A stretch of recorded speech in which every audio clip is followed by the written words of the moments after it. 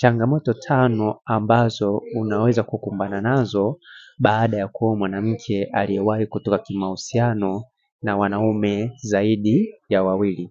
Ni muhimu sana kujua kwamba asilimia kubwa ya wanawake ambao kwa karne yetu, wengi wao wanakuwa wameshatoka na wanaume zaidi ya mmoja katika mahusiano. Kwa hiyo kuna changamoto ambazo huwa ni rahisi kutokea katika ndoa. Kwa hiyo hizi ni mojawapo ya changamoto au ni baadhi ya changamoto ambazo ni 5 ambazo ni kubwa ambazo ni rahisi kukumbana nazo ikiwa utafunga ndoa na mwanamke ambaye alishawahi kutoka kimahusiano na wanaume zaidi ya wawili.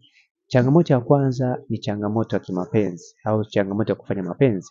Hii ni mojawapo ya changamoto ambayo utakumbana nayo baada ya kuwa mwanamke ambaye alishawahi kufanya mapenzi, yani kuwa na mahusiano na wanaume zaidi ya wawili, kwa sababu unaweza kukuta kati ya wanaume wawili au zaidi walikuwa wanafanya mapenzi vizuri, alafu kwa upande wako sio mzuri wa mapenzi. Kwa hiyo hii pia ni mojawapo ya changamoto ambayo unaweza kukumbana nayo baada ya kuwa mwanamke aliyewahi kutoka kimahusiano na wanaume zaidi ya wawili. Na pia changamoto ya pili ni changamoto ya kukulinganisha wewe na yule nani anayempenda. Hii hususan inahusu wale wanawake ambao wanafunga ndoa lakini bado wanakuwa katika mahusiano na wale watu ambao walikuwa nao katika mahusiano. Kwa hiyo hii pia ni mojawapo ya changamoto ambayo unaweza kukumbana nayo. Yaani umemwoa mwanamke lakini mwanamke bado anakuwa na kulinganisha na yule jamaa ambaye yuko naye katika mahusiano ili hali umefunga naye ndoa. Kwa hiyo hii pia ni mojawapo ya changamoto ambayo inaweza kukumba baada ya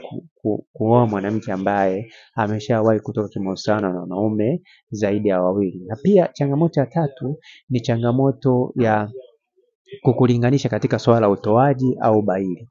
Mwanamke kama alikuwa katika mahusiano na wanaume zaidi ya wawili, huenda wote walikuwa ni watoaji, alafu kwa upande wako wewe ni baili. Hii itakuwa ni mojawapo ya changamoto ambayo utakumbana nayo katika ndoa. Au kama wewe ni mtoaji alafu alikuwa katika mahusiano na wanaume ambao ni baili, kutakuwa na changamoto kwa sababu atakuwa anahisi kwamba au unamweka katika hengo fulani kwa sababu hajazoea kuwa katika hayo mahusiano. Kwa hiyo pia ni mojawapo ya changamoto ambayo unaweza kukumbana nayo baada ya kuwa mwanamke ambaye kutoka kimahusiano na wanaume zaidi ya wawili. Na pia changamoto nyingine ni changamoto ya kukulinganisha uume wako na wale wanaume ambao kutoka nao kimahusiano. Hii pia ni mojawapo ya changamoto kubwa sana ambayo unaweza kukumbana nayo katika swala la katika swala la ndoa, kwa sababu mwanamke anaweza kukulinganisha katika swala la maumbile yako wewe mwanaume. Kwa hiyo ni rahisi kuweza kukumbana na hii changamoto baada ya kuwa mwanamke ambaye alisha kutoka kimahusiano na wanaume zaidi ya wawili. Na pia changamoto nyingine ni changamoto ya kutomfikisha kileleni au kumfikisha kileleni. Hii pia ni mojawapo ya changamoto ambayo unaweza kukumbana nayo baada ya kuwa mwanamke aliyewahi kutoka na wanaume zaidi ya wawili. Kama alisha kutoka na wanaume zaidi ya wawili walikuwa wamfikisha kileleni, wewe ukawa unamfikisha, basi ni rahisi kuweza kukumbana na hii changamoto ya kuambia hizi kauli ya kwamba mbona wale walikuwa wananifikishi. Kwa hiyo ni mojawapo ya changamoto ambazo unaweza kukumbana nazo baada ya kuwa mwanamke ambaye alisha kutoka na wanaume zaidi ya wawili kimahusiano.